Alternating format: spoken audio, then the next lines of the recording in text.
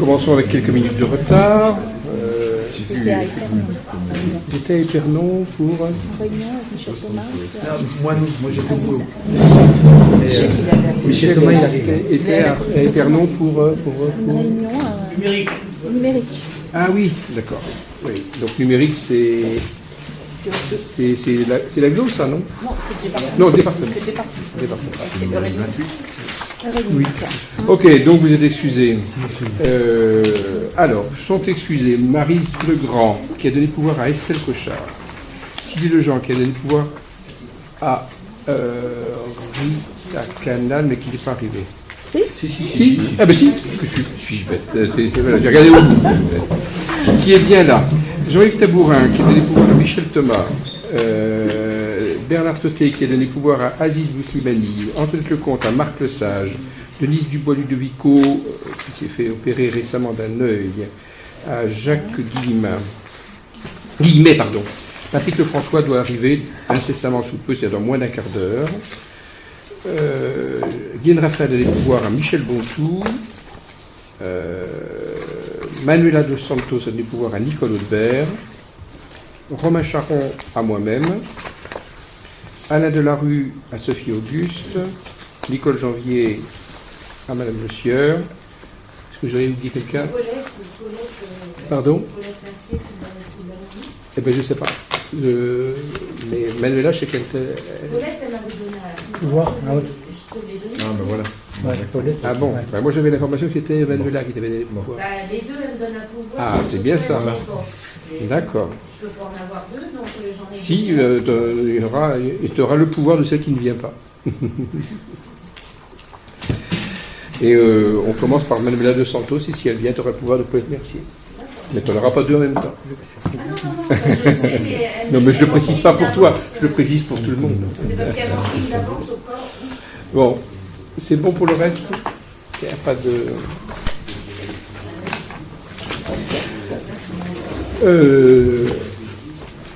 Conseil qui est relativement chargé en nombre de délibérations, en... peut-être aucune délibération nécessite, voilà, a priori, un temps très, plus important que les autres, quoi, je veux dire, elles sont tout à peu avec un même degré d'importance. Nous commençons par exemple, nommer un secrétaire de séance, qui veut bien l'être. Jacques Guillemet, merci à toi. Les remerciements, vous les avez dans votre dossier. Je pense qu'ils vont apparaître à l'écran pour les personnes qui sont ici présentes dans la salle. Merci aussi à eux de leur présence.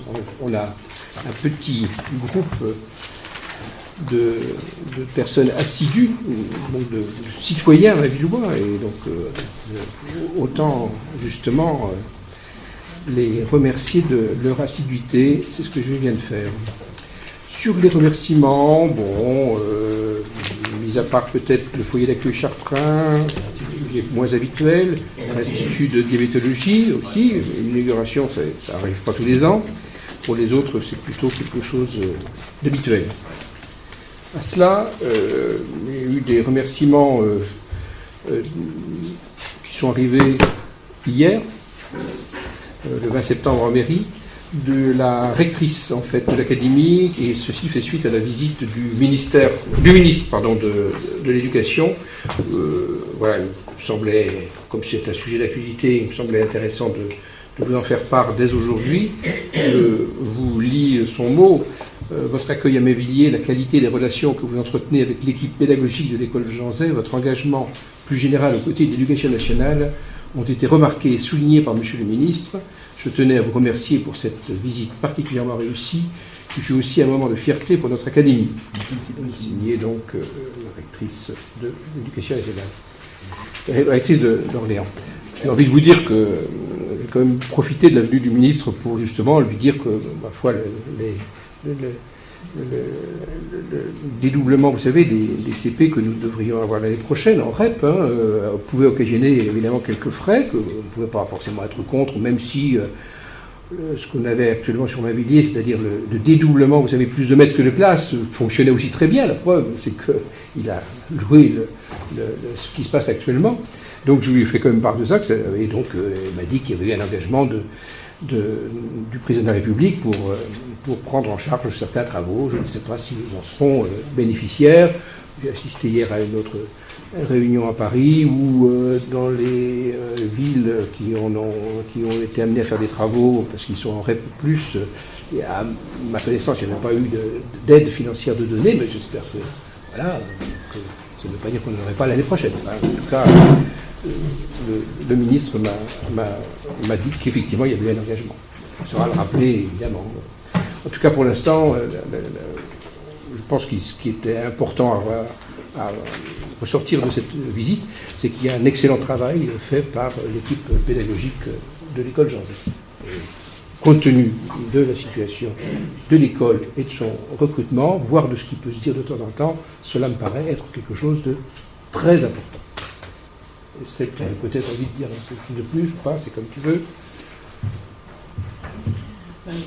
Moi, j'étais très contente, effectivement, que la rectrice nous l'écrive, mais en échange avec la préfète, au moment où elle partait, c'est ce qu'elle a dit aussi, puisqu'elle découvrait les nouvelles. La préfète est arrivée depuis peu, et c'est ce qu'elle a souligné. Et ce qui était dit aussi, c'est qu'elle avait rarement entendu des équipes parler spontanément, finalement, du partenariat qui est fait avec la ville. Alors c'est évidemment, on rappelle, on travaille, bien sûr, il y a toute l'équipe municipale, on travaille à 3 élus sur ces dossiers-là, Antoinette Lecomte, Marc Lesage et moi-même. Et les services, évidemment. Et bien sûr, et les services, enfin, je dirais même tous les services, puisque là, c'est à un moment ou à un autre, ils sont absolument tous concernés. Et que, voilà, ça, on est content aussi quand on est à ce point-là dans une de nos priorités politiques, et que ça se voit, ça commence à se savoir, on le sait, mais bon, c'est encore mieux si ça se dit de l'extérieur que quand nous, on peut le dire, et surtout que ça commence à produire ses effets à l'extérieur, à l'intérieur, pour les enfants, pour les parents, pour les enseignants qui ont maintenant envie de venir travailler ici. Voilà ce que je voulais souligner, et que c'était une bonne opportunité pour nous d'avoir ce ministre qui venait pour finalement avoir une vitrine à un moment ou à un autre qui puisse se voir on a vu aussi les journalistes découvrir de l'intérieur ce qui se passait, et ils étaient eux aussi agréablement surpris. Donc voilà, je crois qu'il faut remercier un peu tout le monde. Il a fallu en 2 jours. Oui, par contre, oui, ça a été un peu... Voilà, il a fallu en 2 jours. On nous annonça le mercredi, le vendredi matin, c'était là. Donc avec plutôt mercredi après-midi. Voilà, avec 2 députés qui étaient là, enfin bon, avec voilà, tout un tas de monde, avec un quartier quand même qu'il fallait un peu aussi sécuriser, une école qu'il fallait tout arranger. Il y a vraiment eu une mobilisation de tout le monde. Pour autant, il n'y a rien eu d'autre que ce qui se fait réellement, qui a été à voir. Donc j'en profite aussi pour remercier, pour remercier tous les services qui se sont absolument mobilisés sur cet événement-là qui, je trouve, en était un. Et Marc, toi qui as parlé PEDT, tu as quelque chose à ajouter éventuellement? Non, tout a été dit. Tout a été dit. Merci à toi. Nous arrivons aux décisions. Pour moi, il y en a beaucoup, mais c'est quand même pratiquement que des reproductions, ou en totalité des reproductions. Est-ce qu'il y a cependant des questions sur celle-ci? Il semble que non. Compte rendu. Est-ce qu'il appelle de votre part des remarques? Il ne semble pas. Je le mets aux voix. Est-ce qu'il y a des avis contraires?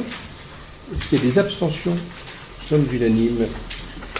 Projet de délibération. Nous commençons par l'administration générale, et c'est plutôt moi qui rapporte, j'ai l'impression, la totalité de ces délibérations. Nous commençons par la dérogation au repos dominical. Il s'agit donc d'une loi d'application. papier, donc c'est des articles qui sont du Code du travail qui sont en référence. Nous avons consulté comme il se doit les différents syndicats.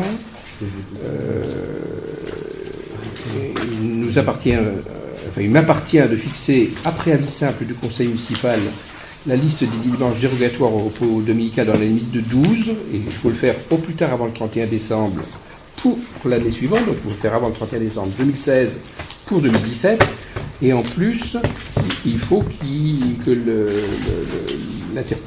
l'organisme l'établissement public de coopération intercommunale soit saisi, et me semble-t-il, dans les 3 mois qui précèdent. Voilà pourquoi nous sommes amenés à délibérer aujourd'hui. Donc, tout ça doit se faire très en amont. Vous voyez qu'il y a 5 dates de demandées pour les commerces de détail alimentaire. Ils sont 2, à vrai dire les mêmes que ceux qui demandaient avant. 5 dates pour l'un, 3 dates pour l'autre. Et puis, pour les commerces non alimentaires, ils sont 2 également à demander 8 dates, 4 dates pour l'un et 4 dates pour l'autre. Alors on pourrait dire que 8 et 5, ça fait 13 et ça dépasse les 12, mais c'est pas ça, puisqu'il y a 4 dates communes, et donc au final, il y a 9 dates concernées, donc on est en dessous du nombre de 12 qui est autorisé. Est-ce que vous vous sentez suffisamment informé? Est-ce que vous pouvez voter? Est-ce qu'il y a des expressions? Il semble que non. Je fais voter. Est-ce qu'il y a des avis contraires? Est-ce qu'il y a des abstentions? Nous sommes unanimes. Merci pour ceux qui ont fait la demande, en fait. Qui, en gros, pour moi, n'abuse pas, puisque je vous dis, il n'y a pas de sensible, voilà, il n'y a pas de demande plus importante que ce qui existait avant la loi. Rapport de la commission de la CLEC. Alors, il y a 3 rapports. Le premier concerne l'action sociale d'intérêt communautaire. Il s'agit donc là d'une séance du 11 juillet de l'agglomération qui définissait la compétence action sociale d'intérêt communautaire. Ensuite, il y a eu une délibération du 24 novembre 2016. Le conseil communautaire a créé un CIAS, et avec une entrée en fonction à partir du 1er janvier 2017. Par ailleurs, seule la commune de Chartres est impactée par des transferts financiers à hauteur d'un peu plus de 81 000 €. Les autres communes ne le sont pas. Et donc, nous en sommes à la consultation des communes pour savoir s'il y a bien la majorité qualifiée des conseils municipaux qui approuvent cette délibération. Alors, il est bien évident que c'est le principe processus normal. L'agglomération va avoir des compétences qui étaient en partie celles exercées par la ville de Chartres avant, et dans ce cas-là, il y a transfert financier, et aussi des nouvelles compétences, comme la gestion d'un EHPAD, vous savez. Donc évidemment qu'au niveau de l'EHPAD, les frais nouveaux seront, les dépenses nouvelles seront assurées par toute l'agglomération, et pas seulement évidemment la ville de Chartres. Mais l'agglomération disposera de 81 000 € pour continuer à gérer les compétences que gérait précédemment la ville de Chartres. Est-ce que cela vous suffit comme information? Est-ce qu'il y a des questions? Nous votons. Est-ce qu'il y a des avis contraires? Est-ce qu'il y a des abstentions? Nous sommes unanimes. Deuxième délibération concernant la CLEC. Cette fois-ci, il s'agit de la promotion du tourisme. Donc, délibération du conseil communautaire le 26 septembre 2016 pour instituer la taxe de séjour intercommunale. Décision aussi le 26 septembre pour demander des modifications statutaires. La CLEC se réunit le 11 juillet et le rapport de la CLEC est proposé donc à la délibération des communes de l'agglomération. Cette fois-ci sont concernés Chartres, Barjouville, Coudray. Est-ce qu'il y a des questions? Il semble que non. Nous votons. Est-ce qu'il y a des avis contraires? Il y a des abstentions? Nous sommes unanimes. Troisième délibération, toujours concernant la CLEC. Il s'agit cette fois-ci de la création et de l'exploitation de réseaux et de l'éclairage public. Là, il y a eu une délibération en décembre 2015, c'est plus ancien, délibération de l'agglomération. Et puis, il y a eu une autre délibération, pratiquement un an plus tard, le 9 novembre 2016, pour portant conservation du produit de la taxe communale sur la consommation finale d'électricité. Nous avons déjà débattu ici. On peut voir qu'il y a quand même eu un décalage d'1 an. Donc, moi, j'ai analysé ça sur le fait que peut-être que tout n'avait pas été bien complètement vu au départ, dans la totalité de la prise de compétence. En tout cas, la CLEC s'est réunie le 11 juillet 2017 et la prise de compétence, par contre, a été fixée au 1er janvier 2016. Même chose, il s'agit de savoir s'il y a une majorité qualifiée pour valider le rapport de la CLEC. Cette fois-ci, nous sommes concernés à hauteur de 132 376,63 €. Donc, montant qui, s'il y a validation, s'il y a majorité qualifiée, sera déduit de notre dotation de compensation à partir du 1er janvier 2016. Et donc, l'agglomération disposera pour assurer cette compétence.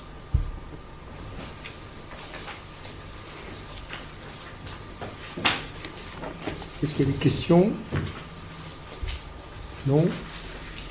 Nous votons. Est-ce qu'il y a des avis contraires? Est-ce qu'il y a des abstentions? Unanimité. Voilà. Bien évidemment, c'est exactement ce qui ne s'est pas fait pour les Vauroux. Il y a quand même que je vous le dise. On continue avec les commissions municipales. Vous savez donc malheureusement notre collègue Philippe Levallet est décédé, qu'il a été remplacé par Romain Charon, et lorsqu'il a été remplacé, nous n'avons pas pourvu au remplacement de Philippe Levallet dans un certain nombre de commissions. Il faut donc le faire cette fois-ci. Il était membre de la commission urbanisme. Romain Charon a accepté d'être membre de cette commission, ce qui a éventuellement... il n'y a pas d'autres candidats à ma connaissance, là ça concerne le groupe majoritaire, puisque les commissions sont composées à la proportionnelle de la composition du conseil. Donc je vous propose celle de Romain Charon. On peut voter. Je mets aux voix. Est-ce qu'il y a des avis contraires? Est-ce qu'il y a des abstentions? Unanimité, merci pour lui. Il est aujourd'hui retenu. Il est en activité jusqu'en décembre prochain et devrait être libre à partir de beaucoup plus libre à partir de janvier. Normalement, il cesse son activité professionnelle à cette date-là. Comité d'agglomération, justement la CLEC. Philippe Levallet était à la CLEC. Je vous le remplacer. Michel Thomas, évidemment, est déjà membre de cette CLEC. Je propose ma candidature. Est-ce qu'il y a une autre candidature? Il semble que non. Nous votons. Pardon? Si je peux me permettre. Oui, vous pouvez vous permettre. S'il n'y a qu'une seule candidature, vous n'avez pas besoin de voter. Le candidat est automatiquement déclaré après après le fait que vous le disiez. Ah bon. Voilà. Il y a une mesure particulière pour la CLEC? C'est une simplification administrative. Merci beaucoup de me le faire connaître. Là, on les aime bien. Je ne sais pas si c'est très démocratique, mais en fait, c'est comme ça. Voilà. Celle-là et pas pour celle-là. C'était valable aussi pour. C'était valable avant. Romain n'a pas osé m'interrompre la première fois. Merci à vous. Voilà. Je n'avais pas connaissance de cela, mais c'est une bonne chose. Ça fait gagner du temps. Ça fait gagner du temps. Candidat, c'est vrai que... Oui. Donc, je ne vous fais pas voter. Je suis désigné, je ne vais pas dire élu.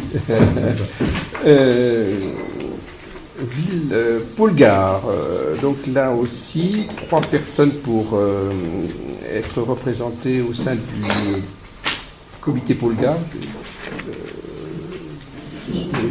Comité d'échange et de réflexion, voilà, le terme exact. Aziz Bouslimani m'a fait connaître son intérêt pour cette fonction. Est-ce qu'il y a quelqu'un d'autre qui est intéressé? Il semble que non. Nous ne votons pas non plus. J'ai bien compris. Donc, Aziz, tu es désigné. Brillamment. Nous continuons. Mandat spécial. C'est pour Michel Bontou. Alors, Donc c'est la délibération 08, donc mandat spécial action de coopération décentralisée avec le déplacement d'un élu au Sénégal.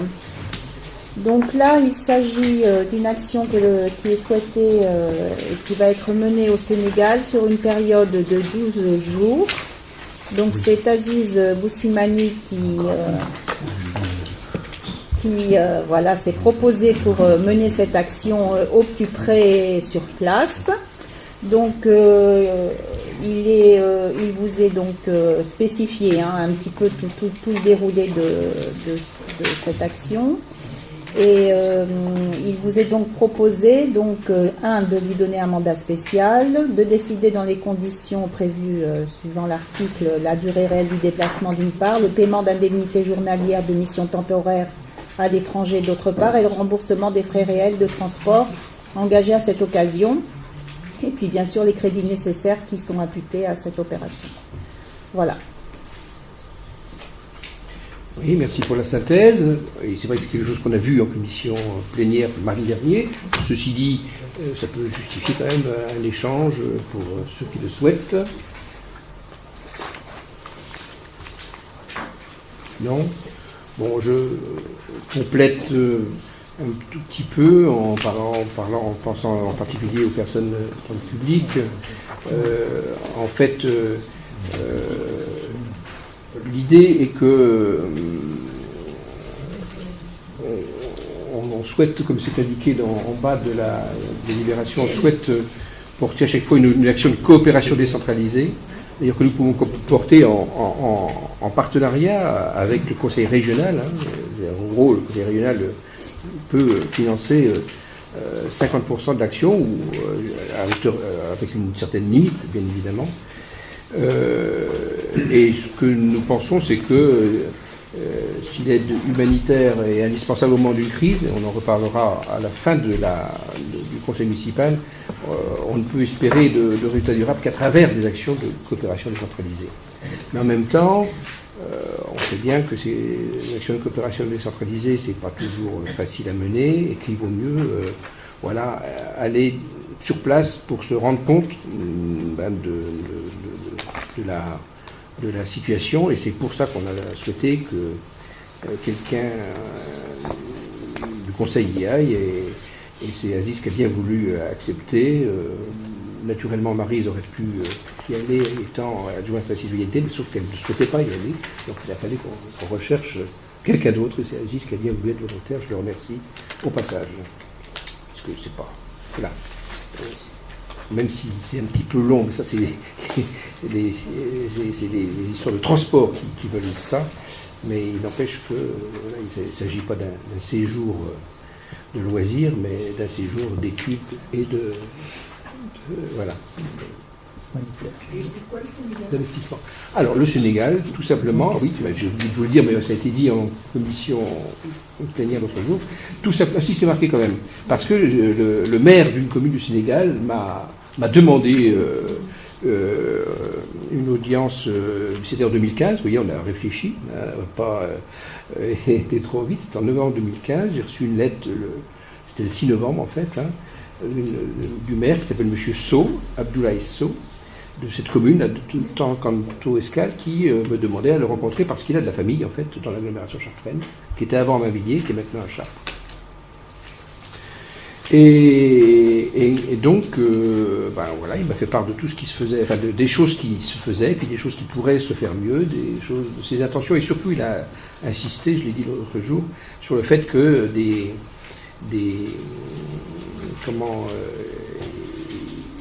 était meurtri à chaque fois que des jeunes partaient, et dont certains sont morts en mer. Donc voilà, il voulait faire tout pour essayer de les retenir sur place, et c'est là que les actions de coopération décentralisée peuvent avoir leur intérêt. Fournir aussi du travail aux femmes aussi, par des sortes de prêts remboursables, des choses de ce type-là. Voilà, donc on s'est ensuite assuré, par différents niveaux,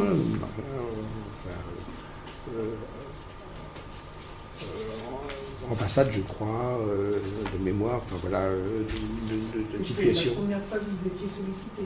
C'était la première fois que j'étais sollicité.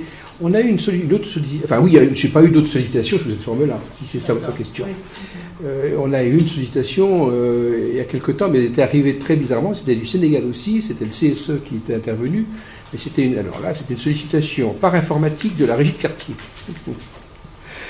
La régie de quartier qui s'appelait Reconstruire Ensemble, elle avait été sollicitée par un enseignant qui avait besoin de travaux dans son école. Et donc ensuite c'est arrivé au centre socio-éducatif et ça nous était venu comme ça, on avait accepté d'aider le centre socio-éducatif pour faire une action dans une commune du Sénégal. Là c'est dans une autre région, c'est en Casamance, donc c'est pas la même région, c'est une région à la fois qui a beaucoup plus de potentialité mais qu'en même temps moins développée. Oui. On peut peut-être préciser qu'on en a des projets qui nous arrivent, entre autres du Bénin, Association de Bénin, etc. etc. Mais c'est vrai que, c'est pour ça que ça prend du temps, c'est qu'il y a tout un travail d'étude de marise, de faisabilité, de contact, etc. Et dans les échanges qu'on a eus sur les derniers temps, c'était quand même le projet qui nous paraissait le plus concret et lequel on pouvait accompagner en étant sûr d'avoir des résultats. Voilà, ce qui est compliqué, c'est de prévoir de récupérer du matériel ou de l'argent, de l'envoyer là-bas et pas savoir ce que ça devient. Là, le projet nous apporte ces garanties-là qui seront complètement confirmées avec Aziz qui va aller voir sur place. Voilà, si je peux compléter. Oui, c'est ça. Enfin, si on est à 90% sûr qu'il y a des choses sérieuses qui se font là-bas. Mais on préfère lever la certitude des 10% avant de s'engager de façon certaine. Quand j'ai 90, ça peut être plus. C'est pour pouvoir faire comprendre notre état d'esprit. Après, donc, toutes ces informations, est-ce que vous estimez suffisamment renseigné? Oui? Non? C'est bon? Je fais voter? Alors, j'y vais. Est-ce qu'il y a des avis contraires? Est-ce qu'il y a des abstentions? Nous sommes donc unanimes. Et j'ai envie de dire merci pour eux. Et merci surtout pour mon collègue, donc maire de cette commune. Le CME, c'est pour toi, Marc. Alors, délibération numéro 9, l'objectif de cette délibération, c'est le renouvellement du conseil municipal d'enfants qui donc a achevé pour le dernier mandat des élus du CME en juin dernier, ce mandat 2015-2017. Donc l'idée de ce conseil municipal d'enfants, c'est de permettre à des jeunes élus de participer dans différents domaines, prévention, citoyenneté, vie locale, de proposer des projets, des réalisations susceptibles concrètement d'améliorer des aspects de la vie locale.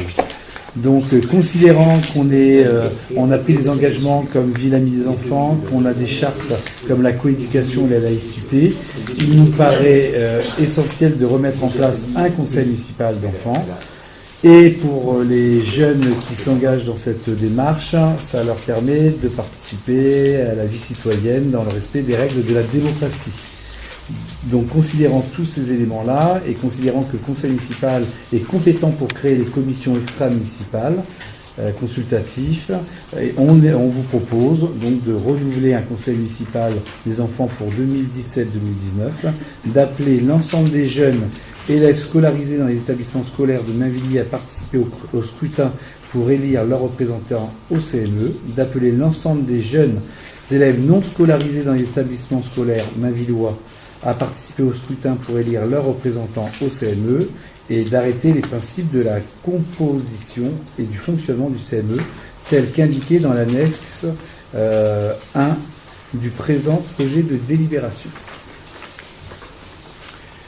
Merci à toi. Est-ce qu'il y a des questions auxquelles Marc pourrait répondre? Oui. Par rapport à l'annexe, c'est juste du CM1 de la 5e qui a été ajouté, c'est ça? Il y a toujours de la 5e. Non, mais on avait un document et on en a eu un autre. Ah non. C'est pas ça. Non, il y a eu des modifications, mais c'est pas c'est pas ce niveau-là. Non, il y a eu des modifications, c'est-à-dire qu'on avait oublié de traiter l'élection des enfants non scolarisés et surnaviguer. Si vous relisez la liste, c'est-à-dire qu'il y a La nouveauté, voilà. c'est ça. La nouveauté, elle est vraiment là. Mais sinon, les 5e, c'était prévu. C'est malheureusement, ça vous a peut-être mis le doute parce que sur les années précédentes, on n'avait pas de 5e. Donc là, nous, on continue à tenter le fait qu'il y ait les 5e, ça nous paraît important en termes d'engagement et de démocratie. Maintenant, on a en commission enfants-jeunesse, on avait beaucoup échangé sur le fait des enfants non scolarisés sur la ville et comment essayer de les raccrocher pour qu'eux puissent aussi participer au conseil municipal d'enfants. Donc on avait rajouté, on l'a rajouté dans notre projet de délib, mais dans notre règlement, on avait oublié de mettre en place l'organisation du scrutin s'il y avait besoin de faire un scrutin. En gros, on leur laisse 4 places. Si ils sont 4, par d'office, 4 ou moins de 4. ou moins de 4 d'office, ils seront élus. Si on en avait plus de 4, ils se posaient la question de la manière dont on les désignait. Donc là, on a finalisé notre annexe en mettant dedans qu'ils feront entre eux un vote pour désigner les 4... Entre ceux qui se font connaître, Voilà, en étant entre- scolarisés voilà, en c'est dehors ça. de mobilier, parce que nous, on n'a pas de liste. C'est ça tout le problème. C'est qu'on n'a pas de liste de personnes scolarisées à l'extérieur de mobilier. Ça n'existe pas. Donc, ça ne peut être que sur la base du volontariat. Et il fallait avoir un choix. C'est-à-dire qu'incertainement, ce n'était pas nous qui pouvions prendre la décision des enfants. Voilà, c'est bien une élection entre enfants, donc ça ne pouvait pas être les adultes qui tranchent et qui décident. Voilà la modification entre les deux arrêtés. Autre question? Est-ce que la parité est respectée? Oui. C'est pas marqué? Non. Il me semblait que si. Je Hein? regardais rapidement. Non? C'est qu'on a oublié de le mettre? Oui, on a oublié de le mettre. La parité, très objectivement, la parité est complètement respectée parce que ce travail est dans le programme des écoles élémentaires. Donc il faut tout un travail en amont qui fait qu'on travaille beaucoup sur le projet, sur la parité, sur la liste. Il est clair que sur le collège, quand tu n'as pas de candidat, t'as pas de candidat. Donc voilà, quand on en a, on est content Oui, d'en mais- avoir. Donc on essaie quand même de les amener à créer des listes et de créer la parité. Non, mais- La parité risque de ne pas être, en gros. Oui, mais elle est voulue au départ. Donc Elle il faut est voulue au l'afficher. départ, oui. Donc c'est 4 élus par école avec parité. Avec parité. Et 4 élus par niveau scolaire avec parité. Alors après, quand il n'y a pas. Mais Après on s'adapte. hein? Après on s'adapte. Après on s'adapte, mais la volonté politique est là. volonté, ouais. Donc D'afficher. on ajoute avec parité à 2 endroits. Et 4 sièges pour les candidats libres avec parité, même chose. Et après on s'adapte. Mais a priori, il faut.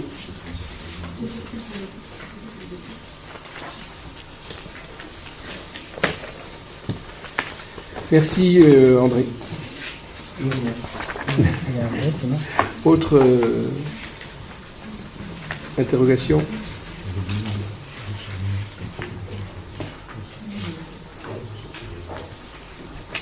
On peut voter? Est-ce qu'il y a des avis contraires? Est-ce qu'il y a des abstentions? Nous sommes unanimes. Nous passons aux finances. Je rapporte cette délibération également. Elle a déjà été vue en commission plénière, cependant, bon, donc je vais relativement vite, mais quand même, je donne quelques informations pour à la fois celles qui n'étaient pas en commission plénière et pour les individus présents dans le public aujourd'hui. En fonctionnement, ce qu'on appelle la DM1 s'équilibre à 32 900 euros. Je propose de regarder d'abord les recettes. Elles sont après, il faut tourner la page. Ces recettes de 32 900 euros, quelles sont-elles? Les taxes foncières, les rôles supplémentaires pour 4 400 euros. La DGF mise à jour, vous savez, c'est une information qu'on avait eue, mais trop tardivement pour qu'elle soit intégrée au budget primitif. On l'a eu après que le budget primitif était arrêté. 8 400 euros de plus. La DNP aussi avec mise à jour, plus 7 700 euros. La subvention pour l'opération J'apprends à nager, 2 400 euros, qui n'était pas connue au moment pas connue ou pas certaine au moment de l'élaboration du budget. Et la subvention pour l'étude des risques psychosociaux, même chose, qui était réflexion en cours, mais non finalisée. 10 000 euros de subvention. On va voir la dépense de l'autre côté. On en revient aux dépenses. Les dépenses, donc, une fois qu'on a ces recettes de 32 900 euros, il faut prélever 75 900 euros sur les dépenses imprévues, qui sont à hauteur de 100 000, qui était à hauteur de 100 000 au niveau du budget primitif. Cela pour donc financer ce qui est indiqué, les différentes lignes.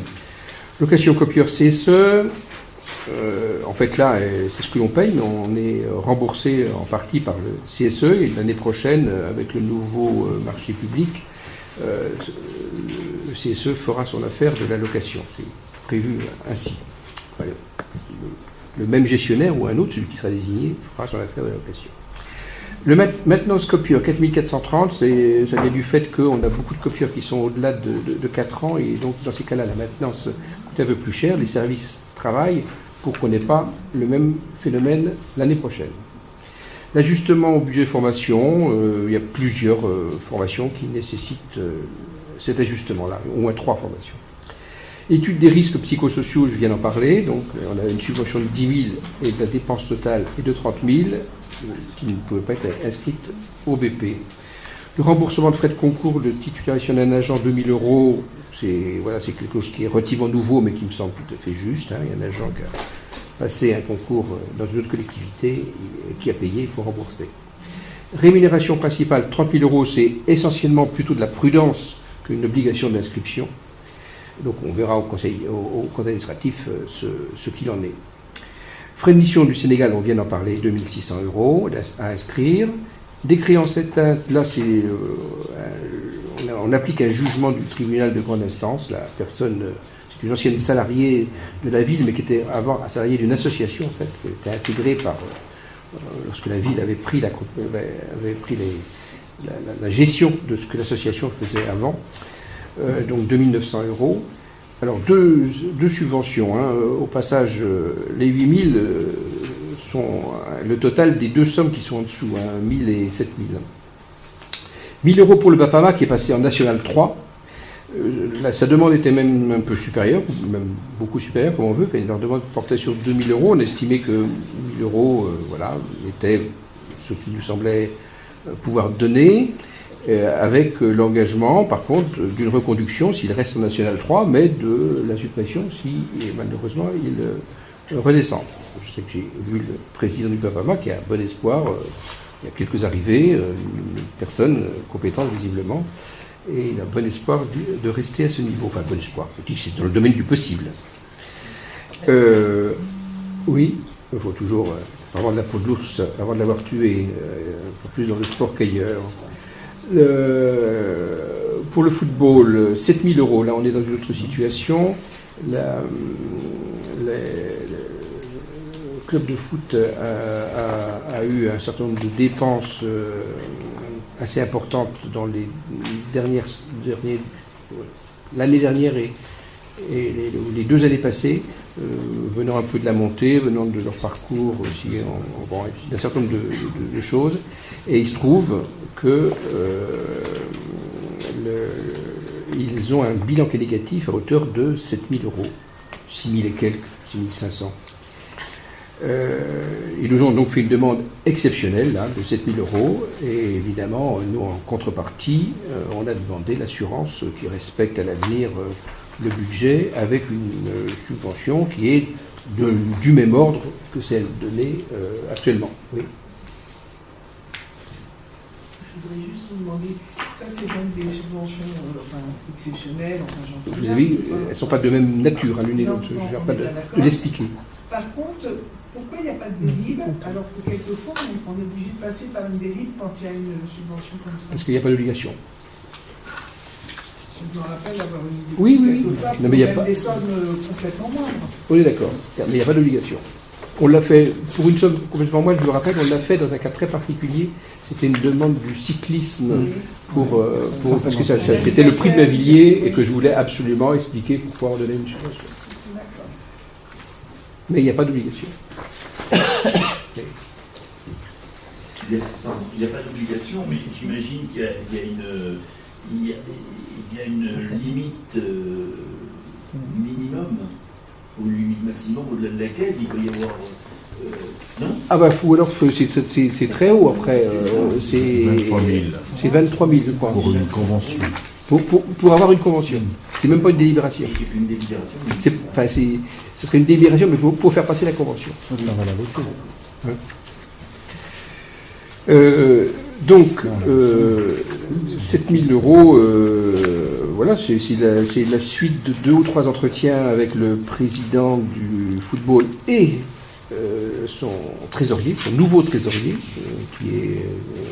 qui est compétent dans la mesure où il est professionnellement dans l'expertise comptable. Voilà, donc il s'agit de remettre à niveau de façon à, encore une fois, ce que le club assure ce qui est quelque part un prolongement du service public. Je parlais de l'école de foot pour les jeunes. En fait, ce que font les clubs sportifs en particulier pour les jeunes, c'est un prolongement de service public. Je ne dis pas la même chose pour les équipes, c'est différent. Donc, il s'agit là de leur permettre d'assurer ce qui, à mon sens, à notre sens, ils font bien, c'est-à-dire cette école de sport avec des éducateurs performants. Donc, encore une fois, c'est de détacher complètement de ce que peuvent faire les équipes premières ou non dans ce cas. Vous voyez, donc c'est pour ça que je dis c'est deux subventions très différentes entre le BAPAMA et le football. Dépenses exceptionnelles, 20 000 euros, ça c'est une subvention... Ah oui, c'est assez complexe ça. Ça a été inscrit, on avait inscrit une subvention de presque 20 000 euros que l'on n'a pas en fait obtenue parce qu'on a dépensé moins que ce qui était prévu. Les subventions sont un pourcentage de ce que l'on dépense avec un plafond donné. Donc c'est ce qu'on appelle une opération d'ordre, quoi. Il faut inscrire 20 000 euros pour rétablir l'équilibre. Je vous ai tout dit sur le fonctionnement. Sur l'investissement, ça s'équilibre à hauteur de 43 490 euros. Les recettes, subvention pour la sécurisation des écoles, subvention FIPDR, donc de l'État, 3 000 euros. Subvention pour l'aménagement, également de l'État pour l'aménagement d'un self à l'école Jean-Zay, 17 490 euros. Et puis augmentation du produit des amendes de police, 23 000 euros. Je rappelle que ça veut pas, s'il y a augmentation, ça ne veut pas dire pour autant qu'il y a eu davantage de PV sur le mobilier. C'est pas la seule chose qui compte. Ça ne veut pas dire pour autant qu'il ne faut pas qu'il y en ait. Mais je veux dire que on pourrait avec ça en déduire que tout d'un coup les PV ont flambé. C'est pas du tout comme ça. Il y a une enveloppe nationale, hein, je l'ai déjà dit, puis ensuite c'est réparti de façon pas très transparente sur toutes les communes.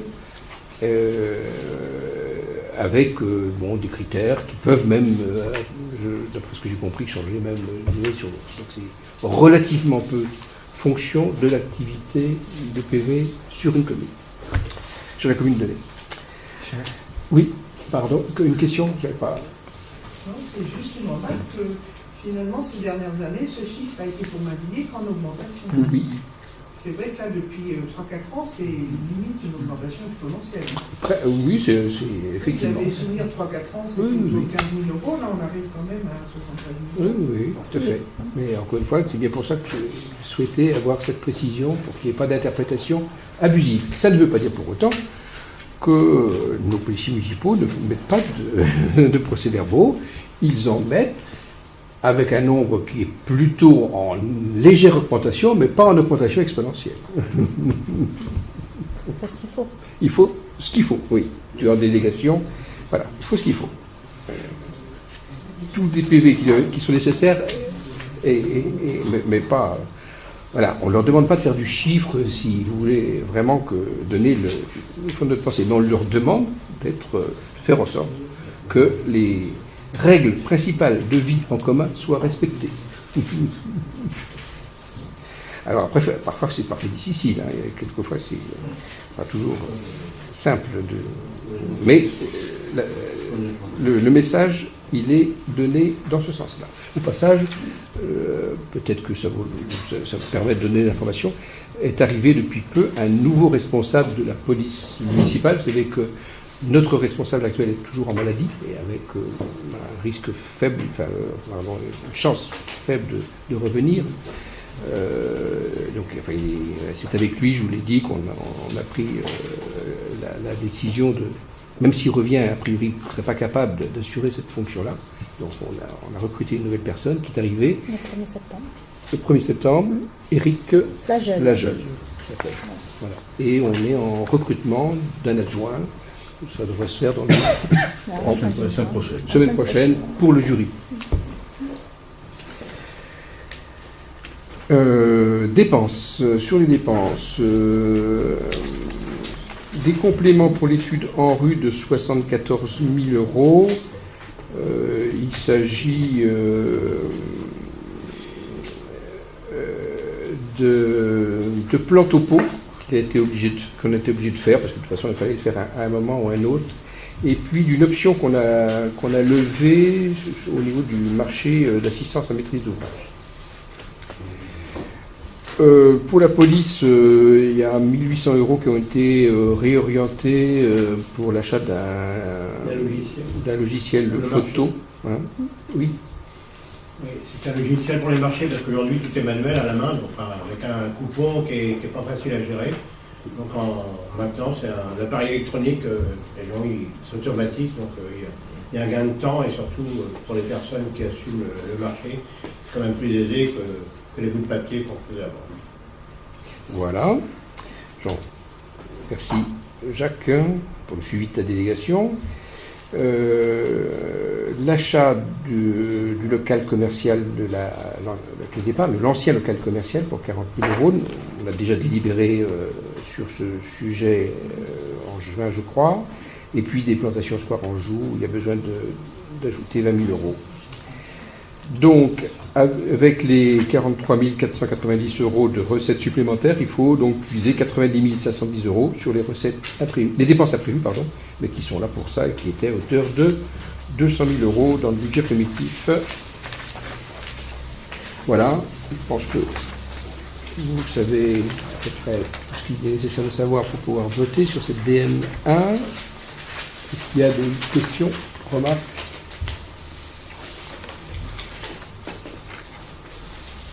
Il semble que non.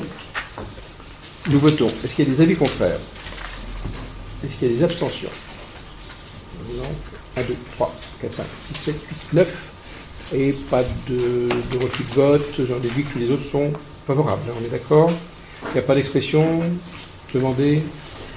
Nous passons donc à la délibération suivante. Juridique, je rapporte également cette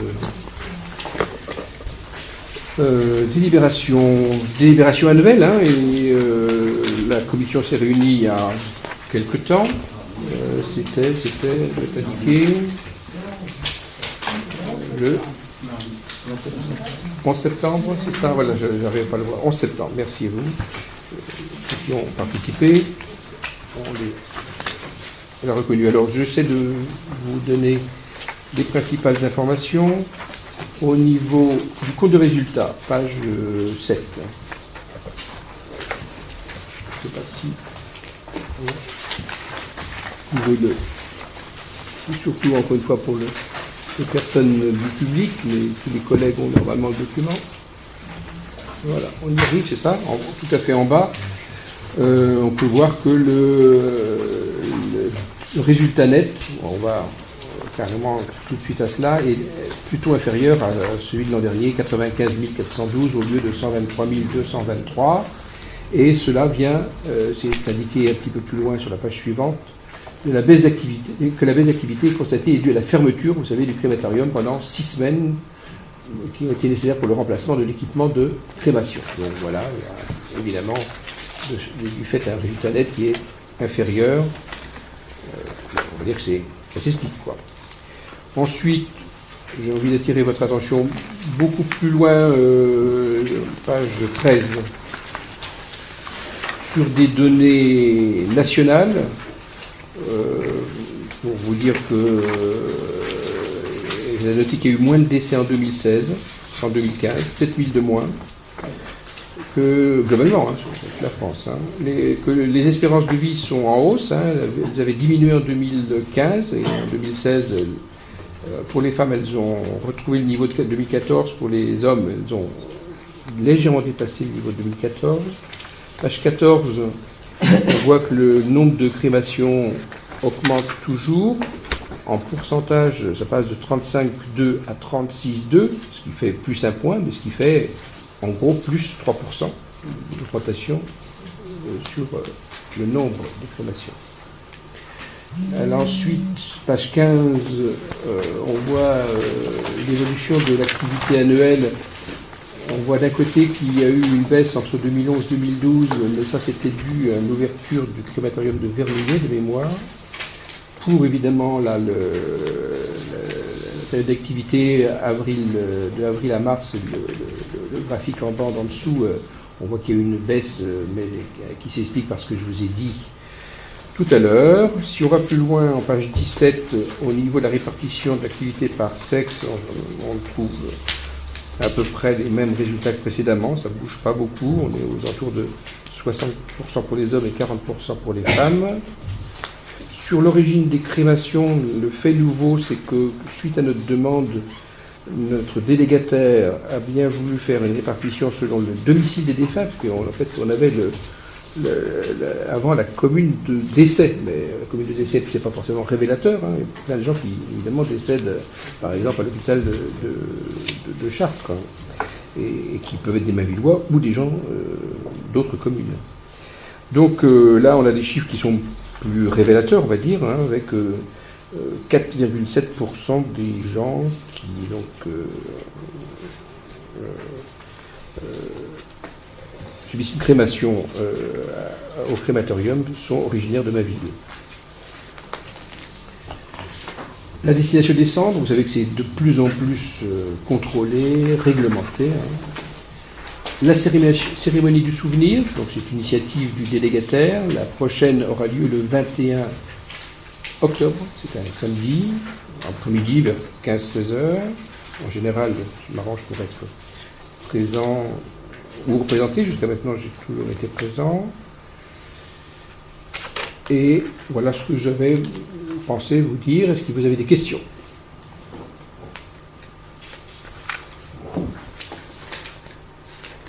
Non ?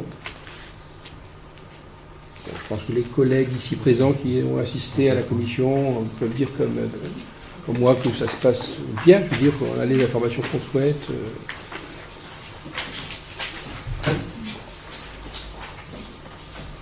On peut voter ? Il y a bien un vote à émettre. Hein. C'est pas, on prend... Oh non, on prend acte.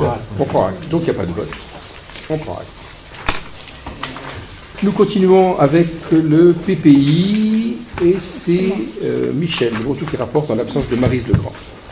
Donc c'est le rapport, la délibération numéro 12.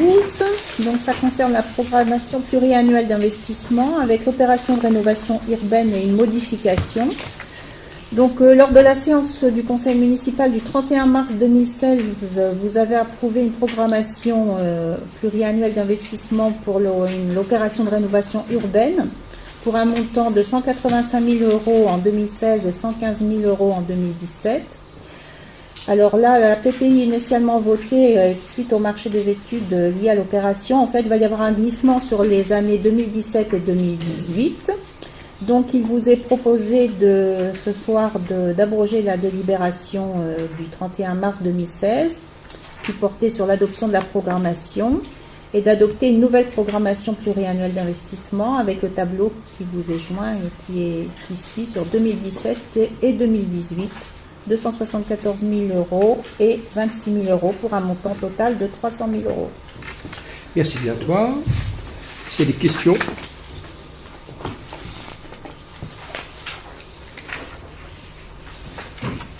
Comme je l'ai dit, on pourrait penser voilà, qu'on est un peu en retard ou qu'on n'a pas été suffisamment réactif, mais comme je l'ai dit en commission plénière, on dépendait de l'agglomération et de l'ANRU. Et que le retard ne nous est aucunement, enfin s'il y a retard, ne nous est aucunement imputable.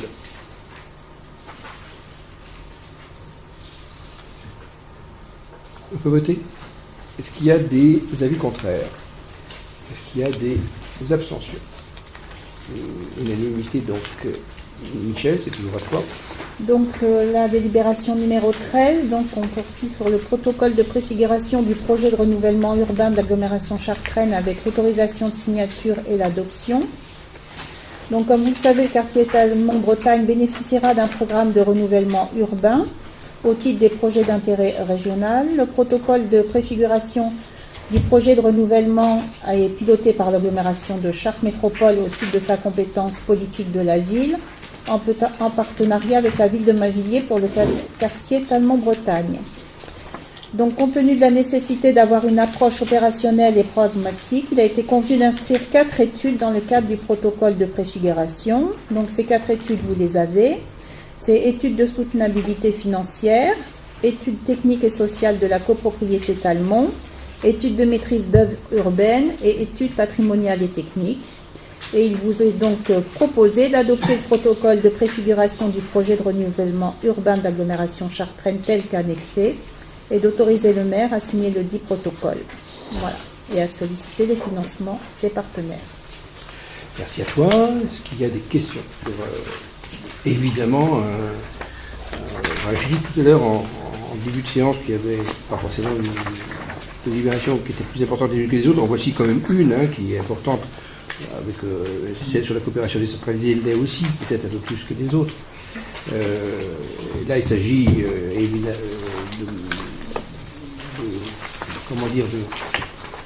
des premiers pas, enfin des premiers pas. Ça fait longtemps qu'on a commencé, mais enfin, on enclenche, on va dire, de plus en plus les premières vitesses, on va dire ça comme cela, sur un projet qui est évidemment éminemment important pour Mavilliers. Hein. J'ai déjà dit 2 ou 3 fois que l'identité de Mavilliers s'est forgée avec 2 faits majeurs pour moi dans le passé. La première, c'est la construction de la gare de Chartres, qui a provoqué le premier agrandissement de Mavilliers, et puis ensuite l'exode rural, avec la construction de Talmont et de Bretagne, pour faire simple. Voilà, pour moi, l'identité de Mavilliers est essentiellement liée à ces 2 phénomènes-là. Et pour moi, voilà, si ce projet-là va jusqu'à terme, ce que à titre personnel, évidemment, comme je le conduis actuellement, je le souhaite, mais là, c'est un projet sur 10, 15, 20, 25 ans, certainement, au total. Je pense que ça sera, évidemment, la troisième facteur de la future identité mavilloise. Donc, évidemment, c'est une délibération importante. Est-ce qu'il y a des questions, des remarques? Nous votons. Est-ce qu'il y a des avis contraires? Est-ce qu'il y a des abstentions? Nous sommes unanimes, donc, pour quelque chose qui est... Merci pour les Mavillois, j'ai envie de dire, d'aujourd'hui et de demain. Et d'après-demain.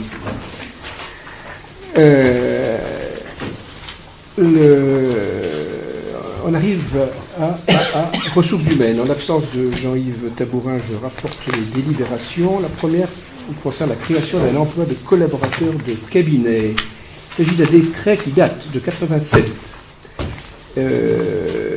Et c'est donc une possibilité qui est offerte à toutes les communes dont la population est inférieure à 20 000 habitants. Nous sommes donc dans ce cas-là, où il y a la possibilité d'avoir un collaborateur de cabinet, pas plus.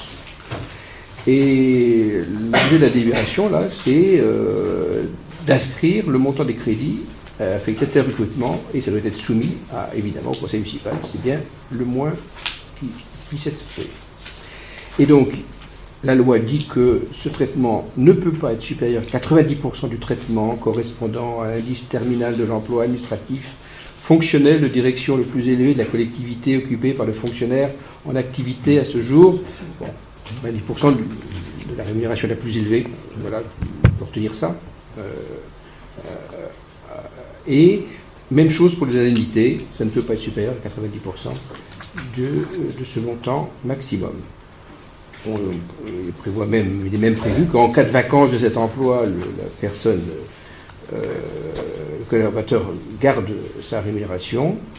Ce qu'il est proposé, c'est d'inscrire les montants à partir du budget 2018, donc ça veut dire que le recrutement n'a pas vocation à se faire avant le 1er janvier 2018, mais probablement quelque part en janvier, si la délibération est votée.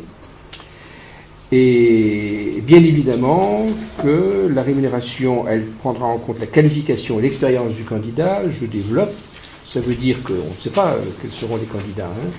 Ils peuvent être peu qualifiés comme beaucoup qualifiés. Et donc s'ils sont peu qualifiés avec peu d'expérience, on sera bien évidemment assez loin du maximum en rémunération. Si on a quelqu'un de fortement qualifié et en plus ayant une forte expérience, on se rapprochera évidemment de ce maximum. Voilà ce que je peux vous dire, parce que ce sont nos intentions actuelles. Est-ce qu'il y a des questions? Peut-être, je l'ai dit en commission plénière, mais c'est important, parce que collaborateur de cabinet, ça peut faire beaucoup de choses. Mais à Mainvilliers, d'abord, je dirais, il n'a pas vocation à ne travailler qu'avec moi, il a vocation à travailler à plusieurs élus, comme je l'ai dit en commission plénière. Et en fait, le poste là, il est plutôt prévu pour que les élus aient un interlocuteur chaque fois qu'il n'y a pas dans la direction générale une personne compétente pour le sujet traité. Je m'explique. Citoyenneté, nous avons beaucoup d'actions de citoyenneté, on n'a personne dans la direction générale dont le profil de poste indique la nécessité, une compétence spécifique, un engagement sur la citoyenneté. Donc, le collaborateur travaillera avec Maryse Legrand sur tous les aspects des actions à caractère citoyen. Développement durable, et dans le cadre de gestion du personnel, de la volonté de ne pas dépasser un certain montant, enfin une certaine enveloppe budgétaire pour le personnel, on est passé d'un poste de développement durable à une partie de poste, plus un emploi sur une durée déterminée. Sur une mission. Une mission déterminée, ce qui est le bilan de la journée 21. Et donc il se trouve qu'il y a un certain nombre d'actions de la Journée 21 qui ont un caractère un peu plus politique que d'autres. Donc le collaborateur aura vocation à travailler sur ces actions-là, pas la totalité, des actions où le caractère politique est assez fort. Sur l'économie de proximité aussi. Sur l'économie de proximité. Oui, j'y arrive, merci. D'accord. Sur l'action sociale de proximité, il n'y a pas non plus d'interlocuteur au niveau des techniciens actuellement, donc, mis à part M. Mercier, mais voilà, qui ne peut pas tout faire, du moins si on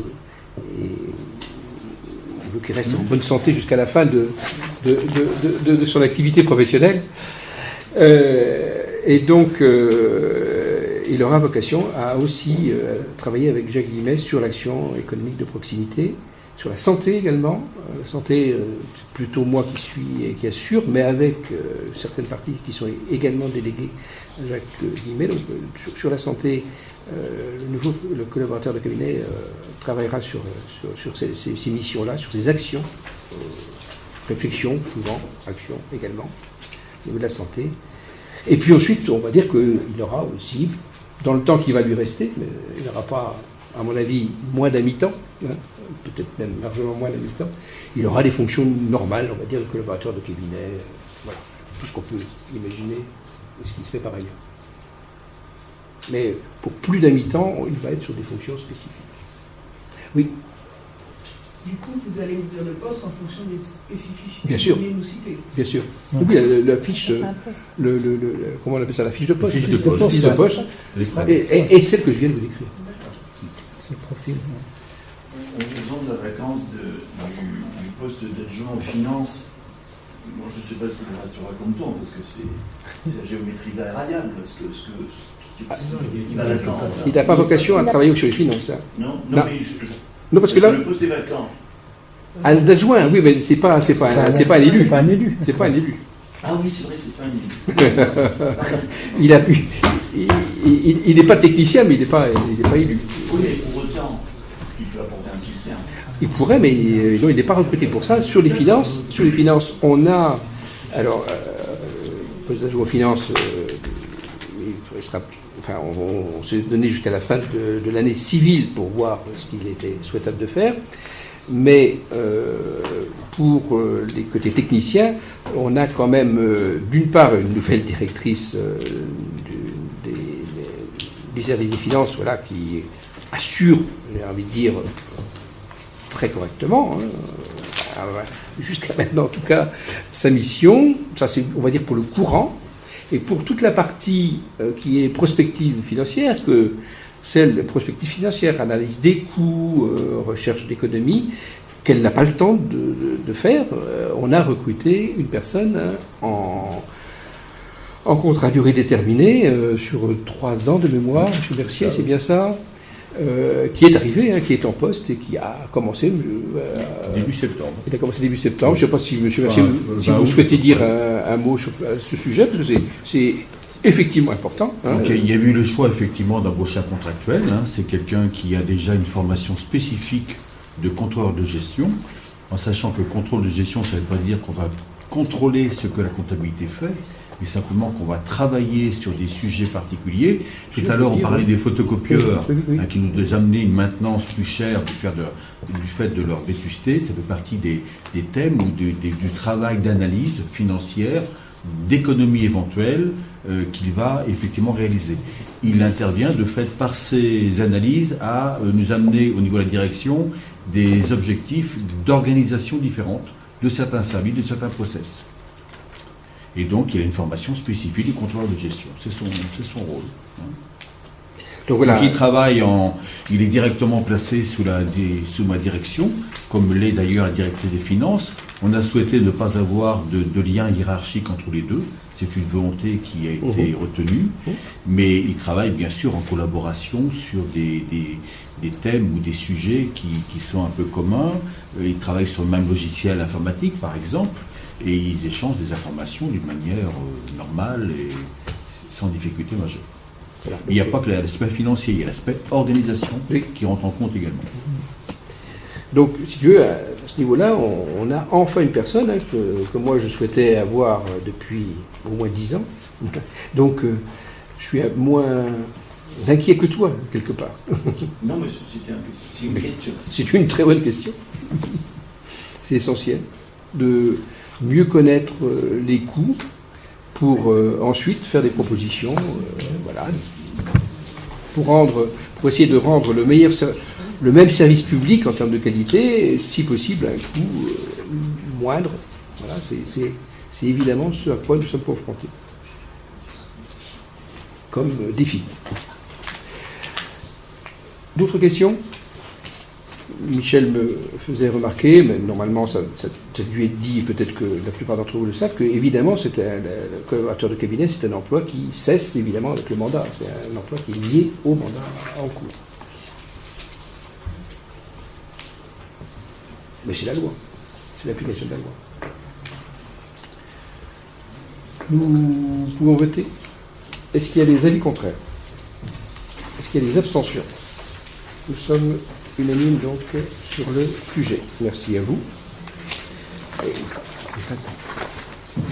Je sais que vous peut-être penser que les élus sont satisfaits, mais je connais aussi une autre personne qui est satisfaite, c'est M. Mercier, qui était demandeur depuis un certain temps pour justement pouvoir que tout ce dont je vous ai parlé ne repose pas sur les techniciens qui, quelque part, pour lesquels ce n'était pas dans leur fiche de poste.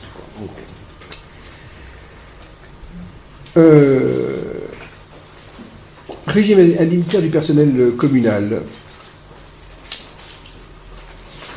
Je fais très vite. Il y a beaucoup de... Elle est épaisse, mais en fait, il me semble que ça peut se résumer très très rapidement. Nous avons voté le 29 juin la modification de ce régime indemnitaire. Tout a été dit. Ça reste valable. On ne change rien. Il s'agit simplement de dire que tout ce qu'on a prévu est maintenant valable également pour les cadres d'emploi d'adjoints techniques et d'agents de maîtrise, qui représentent quand même 50% de nos effectifs. Il faut dire que la fois dernière, on a pris une délibération pour seulement 50% des effectifs. Donc maintenant, c'est pour presque 100% des effectifs. Et on ne pouvait pas le faire parce qu'il y avait un arrêté qui a été pris le 16 juin et qu'on n'avait pas pu prendre en compte dans la délibération précédente. Est-ce que vous estimez suffisamment informé ?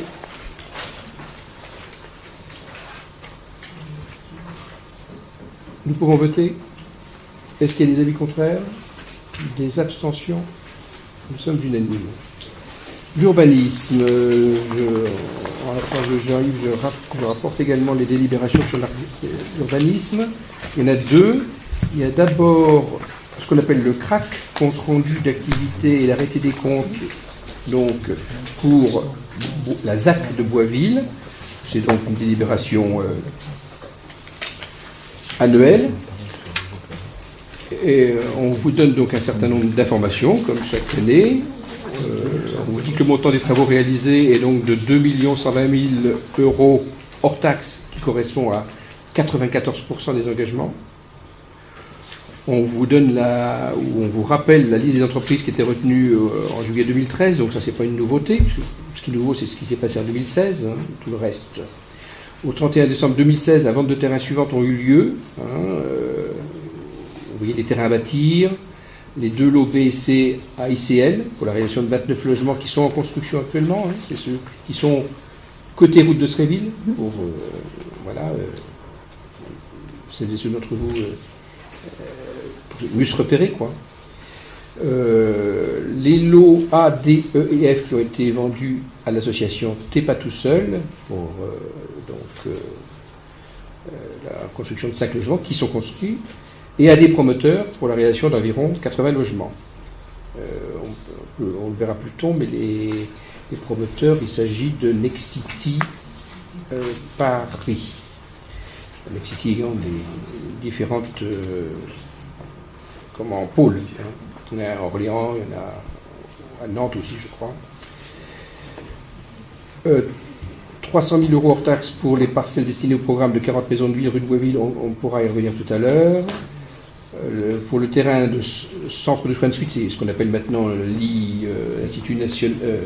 Institut de diabétologie et nutrition, un peu moins de 750 000 euros, et puis des rétrocessions de parcelles hors périmètre pour un peu moins de 550 000 euros. Donc le cadre d'appel à projet organisé en 2016, on vous dit les îlots EF ont été attribués au promoteur Nexity GFI, donc pour la réalisation de 67 logements, dont 29 logements sociaux qui ont vocation à être cédés en VFA à Habitat Aurélien, et ces 29 logements sociaux font partie de la reconstitution par anticipation des logements qui ont vocation à être détruits sur Talmont. Donc ça fait partie justement du protocole de préfiguration dont on a parlé tout à l'heure. Il fallait que, pour que Habitat Aurélien soit sûr d'être subventionné par l'État, financé par l'État, il fallait que le protocole soit signé et qu'il se soit inclus dans ce protocole. Ça a été le cas. Donc les 29 logements Habitat Aurélien pourra bénéficier du financement d'État pour ces 29 logements, si évidemment la convention de rénovation urbaine est signée en temps voulu dans un an ou un peu plus. Et les constructeurs résidences inter et maisons d'enfance ont été retenus pour la réalisation de 40 maisons de ville, 20 chacun, à ma connaissance. Pour l'un, la commercialisation est complète. Pour l'autre, elle doit l'être à 80, 70, 80%, donc presque à 100% également pour le deuxième. Et un emprunt donc, de 2 millions a été contracté au Crédit Agricole, garanti par la ville.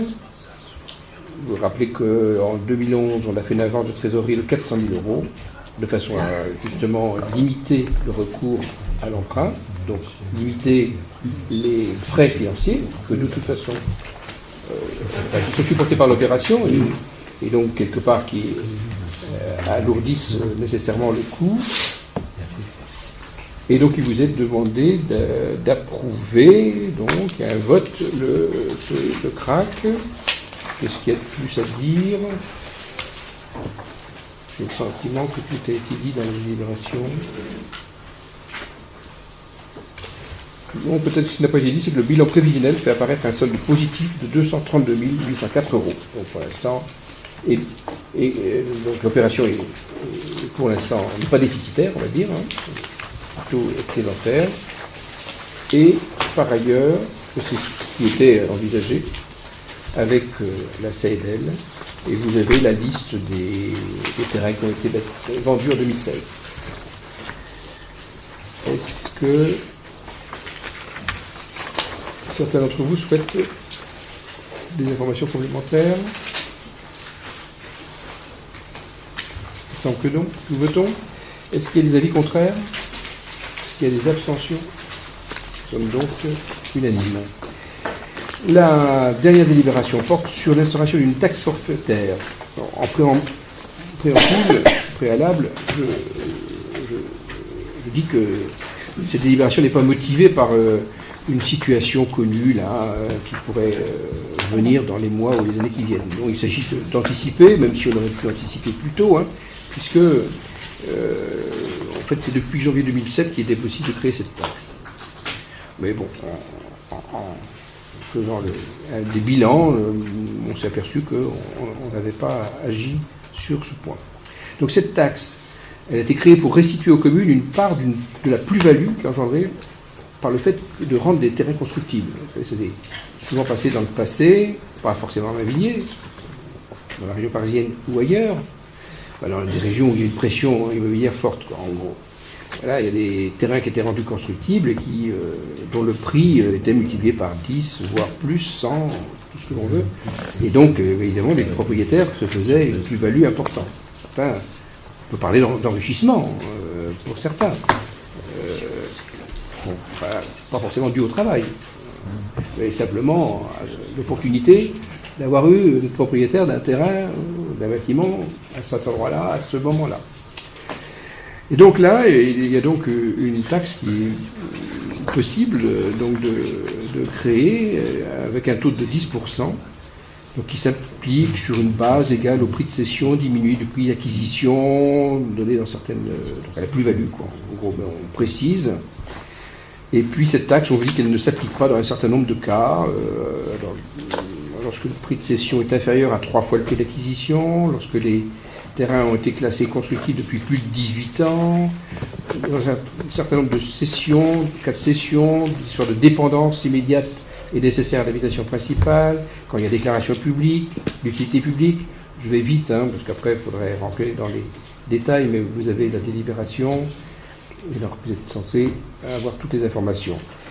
Quand on est dans les échanges dans le cadre d'opérations de remembrement, quand le prix est inférieur à 15 000 €, et quand c'est aussi pour faire du logement social, pour faire simple. Voilà. J'étais évidemment relativement synthétique, mais vous pouvez poser des questions si vous le souhaitez.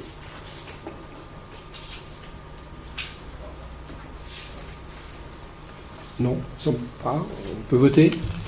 Est-ce qu'il y a des avis contraires? Est-ce qu'il y a des abstentions? Nous sommes donc unanimes. 2 points d'information pour finir. D'abord un point sur la rentrée scolaire. C'est donc Estelle qui commence pour la partie scolaire et c'est Marc Lesage qui continue en l'absence d'Antoinette Lecomte pour ce qui concerne le périscolaire et l'extrascolaire. Estelle. Merci. Alors, un petit point sur cette rentrée qui était une rentrée assez apaisée, par exemple, dans les écoles maternelles. On ne sait pas, enfin si, je pense que les équipes ont dû travailler à ce que tout soit beaucoup plus calme, parce que les 2 années précédentes, dans les maternelles, ça pleurait beaucoup, c'était très agité. Et voilà, c'était une année apaisée. On est à 1022 en effectif total sur toutes nos écoles, répartis 463 en maternelle et 559 pour les écoles élémentaires. Ce qui veut dire qu'on est en hausse quasiment tout le temps. Alors, ce n'est pas des hausses pour l'instant exponentielles, mais ce que l'on sait, on voyait Boisville tout à l'heure, c'est sur le terrain, etc. On voit bien on est plutôt amené à aller à la hausse. Alors, ce qui s'est passé, c'est que dès le mois de juin, on avait vu que les effectifs étaient quand même assez hauts, plus particulièrement à la maternelle Victor Hugo. Pour autant, ça ne donnait pas lieu à l'ouverture d'une classe par l'Éducation nationale. Mais ça s'est fait une semaine après la rentrée. Mais le fait de l'avoir bien anticipé, ça nous a surtout permis d'avoir les locaux qui étaient prêts, le recrutement d'une ATSEM supplémentaire qui était prête, même si, du coup, on l'a appelée là dernièrement, elle n'arrivera qu'au mois de novembre et on répartit le travail des ATSEM et voilà. Les équipes pédagogiques elles-mêmes avaient fait 2 scénarios, un scénario sans ouverture de classe et un scénario avec ouverture. Donc voilà. tout était prêt et elle a ouvert le 11 puisque l'enseignant est arrivé le 11 et la rentrée était le 4. Donc voilà pour ce point de rentrée. Alors bien sûr, l'avenue du ministre, hein, ça a été quelque chose d'important pour les équipes. Mais on en a parlé tout à l'heure, donc je ne reviendrai pas dessus. C'est ce que j'ai oublié de vous dire, donc on a commencé à investir en fait le centre Jean Charpentier en fait c'est la réserve qui nous reste pour pouvoir continuer continuer d'ouvrir éventuellement des classes et Boisville qui allait au début sur Jean Zay, maintenant arrive en totalité sur Émile Zola et Victor Hugo. Voilà. Les transports suivent, tout suit, donc tout va bien. Le pyramide scolaire, on n'a pas, non. On a pensé à le faire, je pense. Oui. On a pensé à le vulgariser. En fait, c'est au fur et à mesure que les rues ont ouvert. Oui, bien sûr. Voilà, c'est ça. On va penser à le vulgariser. Donc, alors, c'est l'avantage quand un quartier ouvre, c'est qu'on peut un peu réajuster, et puis on a tous les transports de toute façon qui viennent juste ici. Donc, voilà, on a un RASED, un réseau d'aide spécialisé aux enfants en difficulté, qui est maintenant complet depuis cette rentrée, avec un maître E, c'est-à-dire qui travaille sur le comportement et qui est basé à Émile Zola. Donc ça, c'est un plus. On a un nouveau directeur, vous avez vu tout ça dans la presse, hein, je vous fais un petit peu le résumé. Le réseau d'aide, en fait, c'était un engagement de l'an dernier, quoi. Oui, parce que oui, on savait. Le problème, c'est que Zola n'était pas en REP pendant un moment, quoi. Enfin, il n'était pas en... il est en REP depuis l'année dernière, voilà. en réseau d'éducation prioritaire. Il est en REP récemment, quoi. Et donc, ce qui explique la venue de ce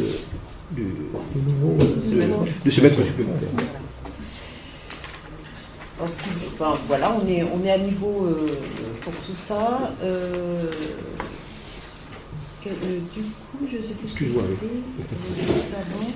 Tu parlais... nouveau directeur de le nouveau directeur, donc monsieur Guillotin. Nouveau directeur, là aussi, il y a eu un article. Il y a un article dans les nouvelles Mavilloises aussi. Donc voilà, lui, ça a été une rentrée en fanfare, hein, avec l'accueil d'un ministre, c'était quand même pas rien aussi pour lui. Mais bon, voilà, il était content de ça quand même. Donc, ce qui veut dire qu'on a eu l'arrivée d'une nouvelle directrice l'an dernier ici sur le groupe scolaire Zola Victor Hugo, un nouveau directeur là, et M. Pijard a annoncé que ce serait sa dernière année. Donc ça veut dire qu'en 3 ans, on change nos 3 directeurs. Hein, c'est quand même un gros changement. Hein, voilà. Donc ça, ce sera pour l'année prochaine. Ils sont bien organisés, ils ne sont pas tous partis en même temps. Ouais, voilà, c'est ça. C'est bien sur 3 ans, quoi. C'est quand même très bien. Et d'ailleurs, l'éducation nous dit bien que ces postes de direction sont des postes à profil. C'est-à-dire que c'est pas forcément j'ai les points, hein, donc j'arrive à m'habiller, mais c'est des postes qui sont profilés avec voilà qui on a besoin comme directeur pour venir prendre la direction, par exemple de Jean Zay, ou pour venir prendre. Donc ça, c'est intéressant aussi, il y a un petit changement de culture, on va dire, à l'éducation nationale. C'est permis par les textes, donc tant mieux. Mais voilà, c'est toujours intéressant à savoir que les personnes sont profilées et pas juste, et n'arrivent pas juste avec des points et pour dans eux, des endroits d'où ils partiraient peut-être très vite. Et pour eux, c'est un vrai choix. Et pour eux, c'est un vrai choix quand ils viennent. Pas un choix par défaut. Voilà. Alors, voilà, moi j'ai fait le point sur la partie plus scolaire. Je vais laisser alors une nouveauté, mais ça va être. Je vais passer la main à Marc sur le règlement intérieur unique. Scolaire et périscolaire. Voilà, scolaire et extrascolaire. Donc, Marc, à toi la parole. Donc, dans le cadre des réunions PEDT qu'on organise avec l'ensemble des partenaires, PEDT, projet éducatif territorial, qui a été mis en place en même temps que les nouveaux rythmes scolaires. On a été longtemps sur ces réunions à être plutôt dans de l'information sur ce qu'on vivait sur ces temps périscolaires et suivre l'évolution. Et là, maintenant qu'on est bien positionné depuis 3 ans, on peut réellement faire des groupes de travail avec des enseignants, les intervenants des temps périscolaires, les intervenants associatifs et les élus pour travailler et essayer d'aller un peu plus loin. Et le premier gros chantier qu'on avait essayé de faire sur l'année scolaire dernière, c'était de travailler autour d'un règlement intérieur commun, c'est-à-dire arriver à ce qu'un certain moment, dans les écoles, ils aient le même règlement, ce qui n'était pas le cas jusqu'à maintenant. C'est-à-dire que chaque école avait son règlement intérieur. Maintenant, il y a un règlement intérieur commun dans les écoles et un règlement commun avec les activités péri et extrascolaires. Donc voilà, ça a mouliné, ça a travaillé beaucoup et grâce au service de la DGADL et Claudine Largillière, que je tiens à citer parce qu'elle a fait un gros travail de rédaction du travail fait par l'ensemble des partenaires, on a aujourd'hui dans nos écoles de distribuer auprès des enfants un règlement qui est commun à tous, quoi. Et c'est quand même pas négligeable pour l'utilisation des locaux, pour les respects des règles et des droits des enfants dans l'ensemble des temps de coéducation qu'on partage. Moi, je le vois un peu comme aussi l'aboutissement de la charte de la coéducation. Je me rappelle que quand on a lancé cette idée de coéducation, il y avait quand même quelques petites réticences, et parfois des endroits d'où on n'aurait pas supposé. Mais effectivement, quand on est coéducateur, ça veut dire qu'on se met d'accord sur, en gros, les règles qu'il faut... qui sont plutôt bonnes et qu'on peut demander, et puis celles qu'il est peut-être moins nécessaire de mettre en avant. Et puis donc, à partir du moment, justement, on est co-éducateur, on doit se mettre d'accord sur ces règles, et après, si on se met sur ces règles, il n'y a pas de raison que le règlement soit différent dans une école que dans l'autre. C'est vrai pour toute la commune. Vraiment, moi, à titre personnel, je suis très très content que vous y soyez arrivé, en particulier sous ton pilotage, que je vais confier ce pilotage du PEDT. Voilà, ça fait partie des choses peut-être qui ne sont pas très médiatiques, mais qui ont, voilà, dont on parle peu dans les médias, on préfère les petites phrases souvent, mais qui font partie du travail de fourmi et qui, à mon sens, ont des conséquences bien plus importantes que tout ce que l'on peut penser. Oui, Estelle. Et c'est ce qui a vivement intéressé aussi les différentes personnes qui étaient là à la venue du ministre, et le ministre aussi en particulier, parce que voilà, c'est-à-dire que le ministre, il vient pas, c'est pas lui qui décide complètement entre eux. Bon. Je dis pas ça. Hein. Non, mais le règlement intérieur, que ce soit une action. Je ne souhaite pas que ceci soit repris. Mais de fait, c'est évidemment préparé par l'inspection académique et le rectorat, quoi, bien sûr. L'inspection académique et le rectorat ne vont pas proposer une école où il ne se passe pas des choses intéressantes. Alors, quelques chiffres. Pour terminer, on a cette année un peu plus, à l'heure actuelle, moi ça date au 21/9 mes listes, on a presque 730 enfants qui mangent dans notre restaurant scolaire, donc quand même il faut savoir au moins 7 enfants qui viennent sur ce temps-là mais ne mangent pas les repas proposés au vu des PAIO, etc. C'est-à-dire de toutes ces dispositifs. PAIO, c'est ceux qui sont des allergies. Oui, tous ceux qui ont des allergies alimentaires. Donc il faut savoir que c'est quand même des protocoles importants et compliqués, et on en a de plus en plus quand même. Il y a de plus en plus d'enfants qui ont besoin de protocoles particuliers. Pour cela, ils amènent leur alimentation. Tout à fait. Et donc on est en gros en pourcentage à 70% d'enfants qui mangent dans nos restaurants scolaires, ce qui est important. J'en profite pour dire qu'on a terminé le cycle des CEF, vu qu'actuellement, maintenant, les 3 écoles élémentaires, comme on s'y était engagé, sont réalisées sur les 3 sites. On avait fini par Janzé, et je rappelle que comme Janzé, c'est aussi le lieu où il y a l'accueil de loisirs unique, ça devient le satellite, ça reste le satellite principal, et les enfants vraiment mangent dans des conforts qui sont vraiment pas négligeables, et le personnel travaille dans des conditions aussi vraiment à reconnaître et qu'ils reconnaissent. Après, sur les activités, les ateliers du soir, globalement, on est dans une constante par rapport à l'an dernier, avec environ 40% des enfants qui participent, 250 enfants, j'arrondis, c'est plus simple dans les calculs. Et sur les temps TAP, on est à un niveau de 70% avec 685 enfants qui sont inscrits et qui participent. Donc là, on est dans une constante. Voilà, on n'a pas eu d'augmentation, on est vraiment dans une constante. Je rappelle quand même que nous, les TAP, et Monsieur le maire a eu l'occasion de le redire au ministre, nous, on était plutôt partisan sur ce qu'on a mis en place. On y voyait plutôt de la qualité. D'ailleurs, Madame Amour m'a donné l'occasion de mettre encore en avant une des actions qu'on mène avec l'athlétisme et nos services et nos animateurs autour d'étapes. Et donc voilà. Donc tout ça, c'est plutôt dans le bon sens, et M. le maire a rappelé au ministre que sur cette collectivité, il n'a jamais été question de remettre en cause l'État, bien au contraire, mais qu'on souhaitait vraiment que l'État continue à nous accompagner. Ce que le ministre a dit, confirmé en disant que lui n'était absolument pas opposé à la semaine à 4 jours, malgré tout ce qu'on pouvait lui dire. Pas opposé. Il n'était pas opposé au fait que ça continue la semaine à 4 jours et demi, pardon. 4 jours et demi, oh là là. T'as dit le contraire. J'ai dit le contraire, pardon. Et qu'il continuerait logiquement à nous soutenir. Oui, enfin, en tout cas, ce qui est clair, c'est que si, en gros, il a dit assez clairement lors de la réunion que si était obligé d'entendre évidemment la demande d'un certain nombre de communes qui souhaitaient revenir à 4 jours, à lui, à titre personnel, le rythme de 4 jours et demi lui semblait un bon rythme. Donc, ça, il l'a dit. Après, il y a l'engagement, évidemment, aussi dit, nous, on souhaitait simplement continuer à être soutenu financièrement par l'État, et il n'a pas dit que ça s'arrêterait, mais il n'a pas dit que ça continuerait. En tout cas, ce qui me semble important de savoir, c'est qu'effectivement, il a bien dit que le rythme de 4 jours et demi lui semblait bon. Voilà, et après sur les transports, on est sur 134 enfants qui actuellement utilisent les différents transports de la collectivité, sachant que ça peut encore varier un petit peu. Hein.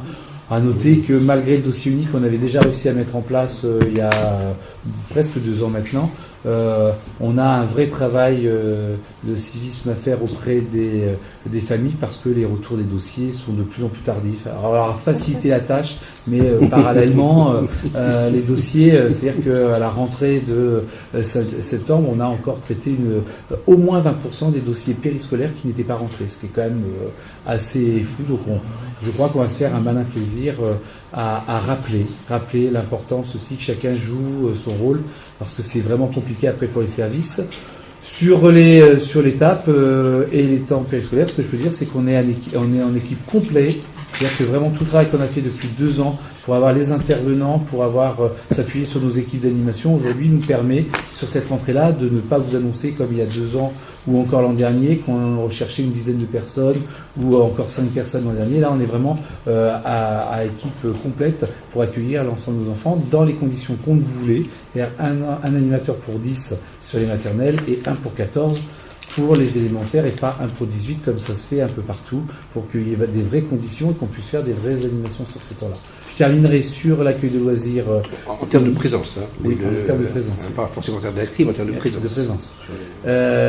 Donc le centre loisirs unique a connu sa première année de fonctionnement, avec vraiment des pics intéressants où on retrouvait par rapport aux structures qui accueillaient l'été dernier, les 3 structures qui accueillaient à partir de l'été, et là à la rentrée un vrai boom, une vraie augmentation, vu qu'on était plutôt sur une moyenne de 40 maternelles. Je vais donner ce chiffre-là parce qu'il est intéressant, en moyenne sur les années précédentes, et là depuis la rentrée on a une moyenne de 57 enfants accueillis chaque mercredi. Donc on est en augmentation des effectifs au niveau de la maternelle. Sur l'élémentaire il y a une augmentation, mais elle n'est pas aussi flagrante que sur les maternelles.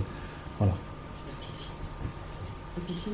Alors après, oui, voilà, on aura les gros projets transversaux qui sont la piscine, Carole. Carole a très bien fonctionné cet été. On a eu une vingtaine d'enfants qui sont partis à Carole dû à la possibilité qu'on offre d'y aller de façon un peu plus soutenue financièrement et de pouvoir bénéficier et de l'accueil de loisirs et de centre de vacances pendant 15 jours ou 10 jours selon les séjours. Et la piscine, nos enfants ont pu en profiter largement cet été en accueil de loisirs. Et on continue sur les temps scolaires et périscolaires à envoyer les enfants. Et sur les temps scolaires aujourd'hui, tous les enfants de Naviguer bénéficient de temps de piscine, vu qu'une partie vont à l'Odyssée. Cycle 2. Voilà, tout le cycle 2. Et que les restes des enfants y vont. Tout doucement, on rattrape là aussi, pour avoir fait un point avec les maîtres nageurs et les enseignants, on rattrape tout doucement le retard qu'on avait pris sur le fait que la plupart des enfants n'allaient plus du tout à la piscine. Voilà. Donc c'est aussi important de le noter.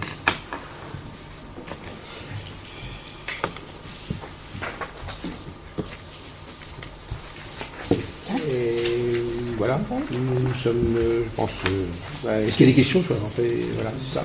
Des questions sur la rentrée scolaire? J'ai l'impression. Vous n'allez plus les enfants n'allaient plus à la piscine.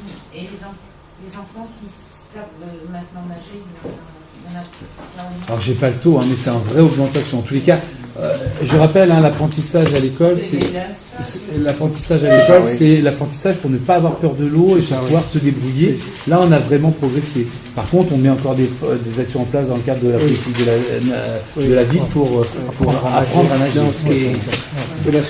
L'objectif de l'école, la natation à l'école, c'est uniquement la familiarisation avec l'eau, quoi. Qui n'est pas peur, quoi. C'est ça. Le fait de savoir nager, c'est encore un peu autre chose, ça. Mais là, c'est plutôt des actions comme celle dont on a parlé tout à l'heure. Et peut-être, pour quand même, parce que ça paraît important, à la plénière, on a présenté le projet de construction du nouveau centre de loisirs, voilà, de faisabilité et qui acte le fait que voilà, le centre de loisirs arrivera à l'horizon 2020. Voilà, 2020, voilà, pour 2020. Un peu avant, un peu après, enfin un peu au début, un peu avant, un peu au début, un peu après. On ne sait pas bien au jour d'aujourd'hui, mais à l'horizon 2020, il y aura un nouveau bâtiment. C'est bon, on peut passer au deuxième point d'information. Il s'agit de les victimes de l'ouragan. En fait, il y en a même eu plusieurs, en particulier Irma, c'est celui qui a fait peut-être le plus parler. Pour vous dire deux choses. Et d'un qu'une information est parue sur le site Aziz. Parce que je sais, on a vu le texte ensemble, mais je ne suis pas allé voir, mais il est bien paru.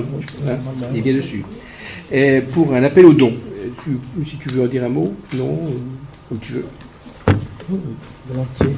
Oui, donc il y a eu un article que je n'ai pas vérifié non plus, mais le service communication a bien reçu l'article, donc il faudrait que je regarde si ils l'ont mis en ligne ou pas. Et alors l'idée c'est d'engager la collectivité. Enfin, il y a un élan de solidarité au niveau national et notre collectivité, certaines collectivités se sont engagées à soutenir cet élan.